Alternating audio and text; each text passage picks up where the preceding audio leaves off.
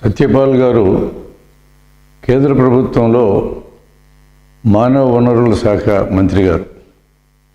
ఈ మధ్యకాలంలో ఆయన డార్విన్ సిద్ధాంతం మీద ఒక రాద్ధాంతాన్ని మొదలెట్టాడు. డార్విన్ సిద్ధాంతం అసలు సిద్ధాంతమే కాదని, అది నిరూపించబడ్డది కాదని, మన తాతలు ముత్తాతలు కోతుల్లోంచి వచ్చారన్న దానికి ఏ ఆధారం లేదని, ఆ విధంగా మన తాతలు అవ్వలు మనకు చెప్పలేదని, మన పుస్తకాల్లో అలా రాయలేదని, కాబట్టి ఈ డార్విన్ సిద్ధాంతాన్ని పాఠ్య పుస్తకాల్లోంచి తీసేయాలని స్టేట్మెంట్ ఇచ్చాడు. దీన్ని మనం చూద్దాం. డార్విన్ సిద్ధాంతం వచ్చిన నేపథ్యాన్ని చూద్దాం. అప్పటి వరకు ప్రత్యేక సృష్టి సిద్ధాంతం అనేది అమల్లో ఉండేది.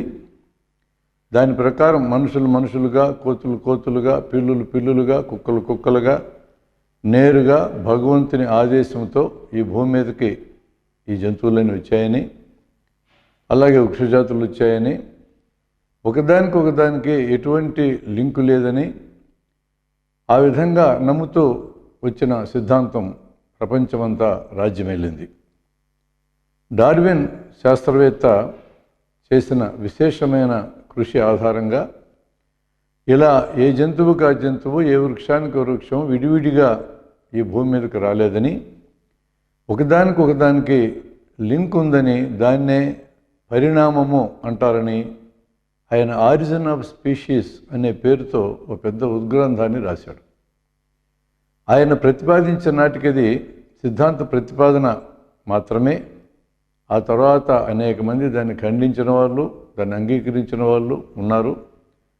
ఖండనలు, అంగీకారాలు అనే వాటిని కేవలం వ్యక్తిగత నమ్మకాల కింద చూడటం కాకుండా గడిచిన 100 ఏళ్లకు పైగా దీని మీద విస్తృతమైన పరిశోధనలు జరిగి డార్విన్ సిద్ధాంతం కేవలం సిద్ధాంతం మాత్రమే కాదది చాలా ఆధారాలు ఉన్నాయని కొన్ని లక్షల ప్రయోగాల్లో నిరూపణ జరిగింది. కాబట్టి దీని అర్థం ఏంటి? డార్విన్ సిద్ధాంతం ఒక తాత్వికమైన ప్రతిపాదన కాదు. దీనికి సంపూర్ణంగా ఆధారాలు కలిగినటువంటి శాస్త్రీయమైన అంశము. ఈరోజు డార్విన్ చెప్పినటువంటి పరిణామాన్ని ప్రయోగంలో ఇప్పటికిప్పుడు చేయడం కుదరదు, కానీ ఆ మేరకు చూస్తే ప్రతిపాదనలాగా అనిపించినా, ఊహలా అనిపించినా, ఈ ఊహకి చాలా బలమైన లక్షలాది ప్రయోగాలతో కూడినటువంటి ఆధారాలు ఉన్నాయనేది తేలిన తర్వాత డార్విన్ సిద్ధాంతాన్ని సైన్సు వాంగ్మయంలో భాగంగా స్వీకరించాల్సిందే. అందుకనే ఈ మంత్రి గారు చేసిన ప్రతిపాదన మీద దాదాపు 4000 మంది శాస్త్రజ్ఞులు సంతకాలు చేసి ఇలా మాట్లాడడం తప్పు అని చెప్పని ఆయన మంత్రిత్వ శాఖకి పంపించారు. పంపించిన తర్వాత వారి నుంచి ఇంతవరకు జవాబు అయితే లేదు. కానీ వారి పార్టీ నాయకులు రామ్మాధవ్ గారు సత్యపాల్ గారు చెప్పింది 100కి 100 పాళ్ళు నిజమైన స్టేట్మెంట్ మాత్రం బయటకు వచ్చింది. దీన్ని ఎలా చూడాలి? డార్విన్ ఎప్పుడైనా మనుషులు కోతుల్లోంచి వచ్చాడని ప్రతిపాదించాడా? డార్విన్ ప్రతిపాదనలో కోతుల నుంచి మనుషులు వచ్చారనేది లేదు. కోతులకి మనుషులకి అన్నిటికీ పూర్వీకుల్లో ఎక్కడో ఒక కామన్ యాన్సిస్టర్, అంటే కామన్ పూర్వీకులు ఉన్నారనేంతవరకే కానీ ఆయన ప్రతిపాదన. ఇప్పుడున్న కోతుల్లోంచి నేరుగా మనుషులు వచ్చారని కానీ, ఈ కోతులు రేపు మనుషులుగా మారతాయని కానీ అతని ప్రతిపాదనలో లేదు. అతని ప్రతిపాదనలు లేని దాన్ని వీళ్ళు మాట్లాడడం ఏంది? తర్వాత మన తాతలు అవ్వలు చూసారా కోతులోంచి మనిషి రావడం? ఇది అసలు అర్ధరహితమైనటువంటి వాదన. ఇట్లాంటి వాదనలు శాస్త్రము, సైన్స్ అంగీకరించదు. కాబట్టి మంత్రి గారు ఆ స్థాయిలో ఉన్న వ్యక్తి, ఆయన మానవ వనరుల శాఖ అధిపతిగా ఉన్నాడు కాబట్టి ఆయన మాటలకు విలువ వస్తుంది.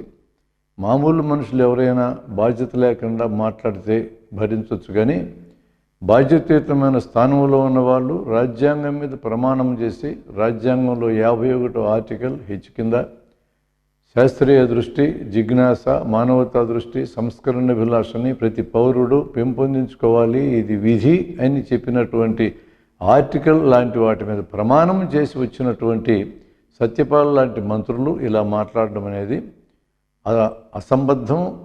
ఒక రకంగా రాజ్యాంగాన్ని అవమానించడం కూడా అవుతుంది.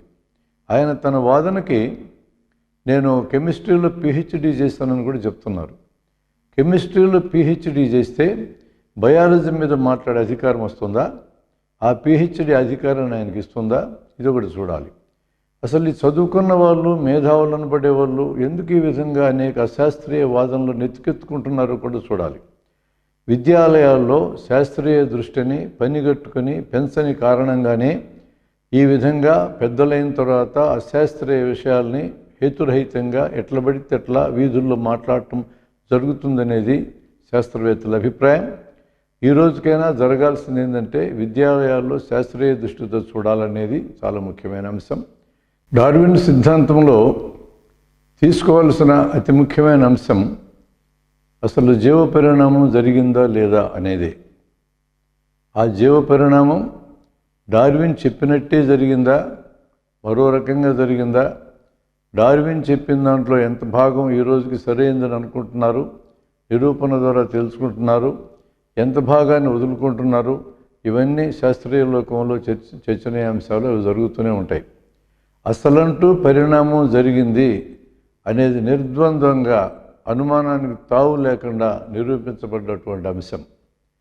దీన్ని ఇలానే తీసుకోవాలి. కానీ డార్విన్ చెప్పినట్టే జరగలేదు కాబట్టి డార్విన్ చెప్పిన పద్ధతే తప్పు అవుతుంది తప్ప డార్విన్ చెప్పిన జీవ పరిణామమే జరగలేదనే దానికి దాని ఆధారంగా తీసుకోవడం కుదరదు. ఎందుకంటే మతానికి సైన్స్ పుట్టినరోజు నుంచి తగాదా ఉంది. మతం నమ్మకాన్ని ఆధారం చేసుకుంటుంది, సైన్స్ నిరూపణ ఆధారం చేసుకుంటుంది. ఈరోజు మన జీవితం అంతా సైన్స్ ఆధారంగా ముందుకు నడుస్తుంది, కానీ కేవలం మతం యొక్క ఆధారంతోనే నడవడం లేదు. ఇది నమ్మకం ప్రేమలో ఉంటుంది, అది నిరూపణ ప్రేమలో ఉంటుంది అనేది స్పష్టం. నమ్మకాలు ఎవరికైనా ఏ నమ్మకాలైనా ఉండొచ్చు. మనిషి ఎలా జన్మించాడనే దానికి ఒక్కో మతం ఒక్కొక్క నమ్మకాన్ని ప్రచారం చేసుకోవచ్చు.